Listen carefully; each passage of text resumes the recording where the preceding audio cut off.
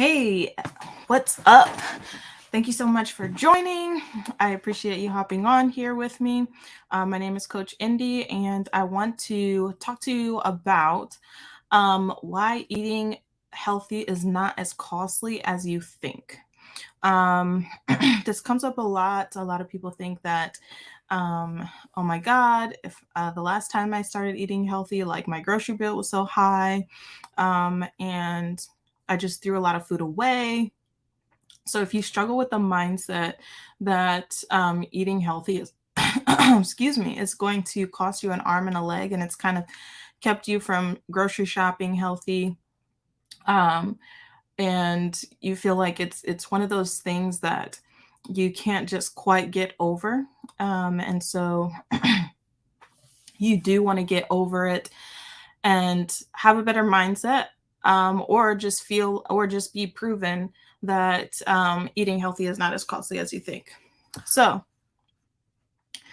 um, so here's some stuff of like why you might think this way, but are myths. So you are probably overestimating how much you need to buy. So this is going to take some troubleshooting to do because obviously, if you're not um, grocery shopping healthy at the moment, you may at first like overestimate how many fruits and veggies that you really need in the house.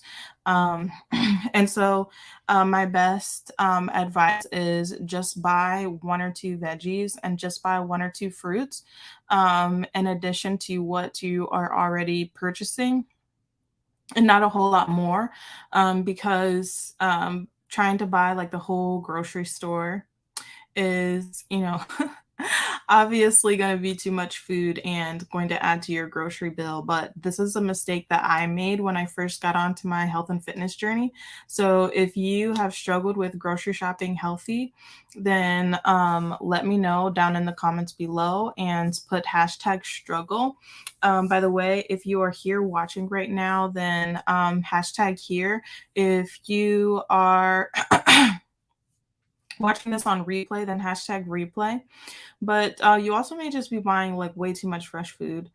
Um, I always like suggest to my clients to buy frozen, buy canned.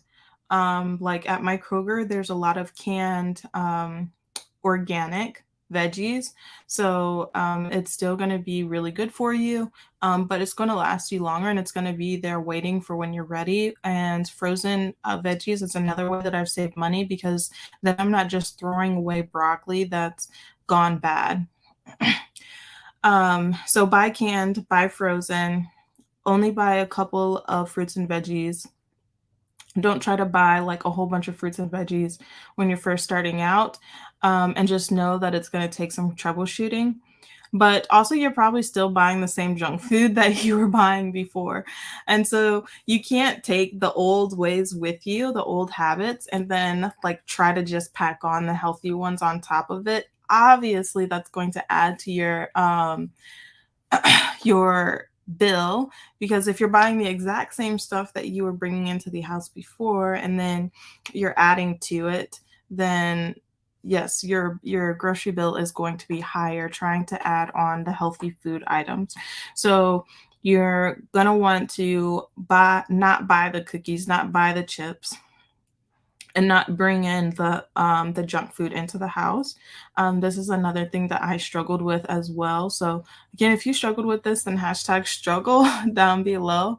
And you also may still be eating a lot of takeout foods.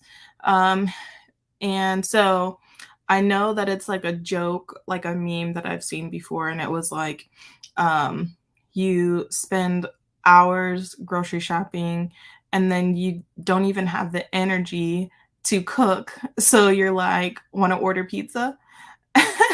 So it's definitely like things that happen. Like you spend so much energy after work, and then you go to the grocery store and you're just like whipped and tired, and then you don't even feel like cooking the food that you just bought.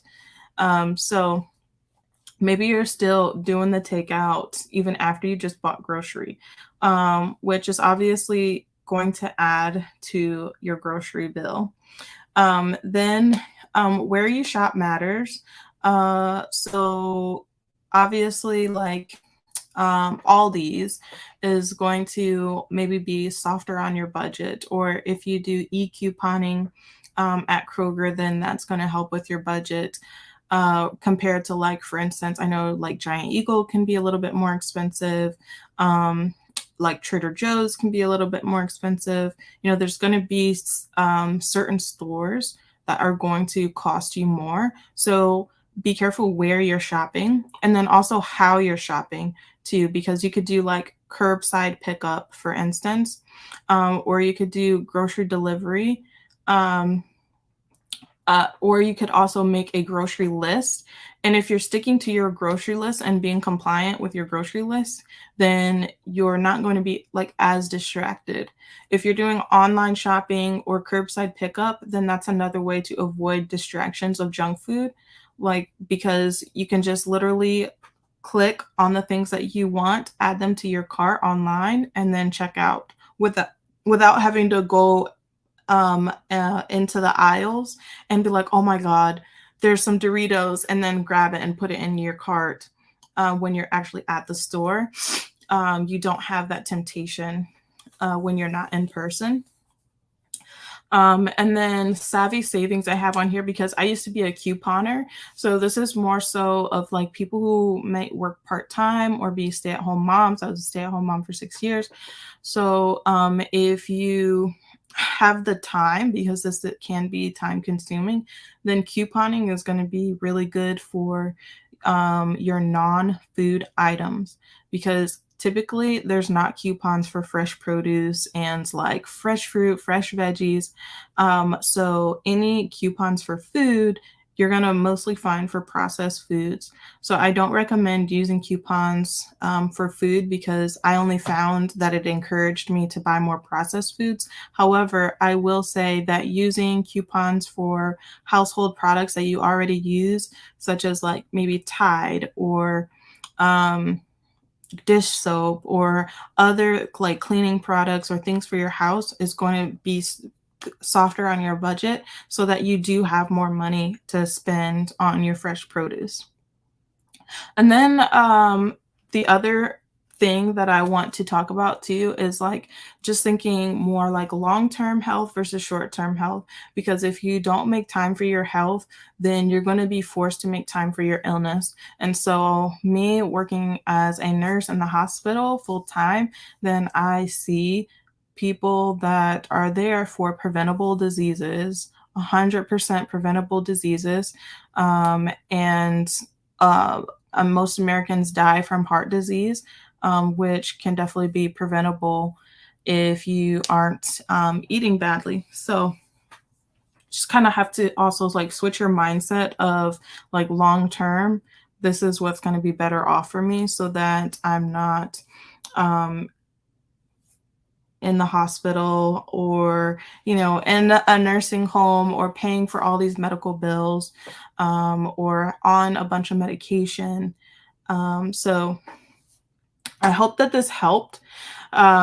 So if you feel like you're overestimating, if you feel like you're buying too much, still buying the junk, still doing the takeout a bunch, how you shop, where you shop, not couponing, or just having that more short term thinking versus long term thinking, then let me know. I could definitely sit down and chat with you more over video chat on a nutrition audit. And I'd love to give you more tips and tricks, so that you're basically able to save more money and still eat healthy.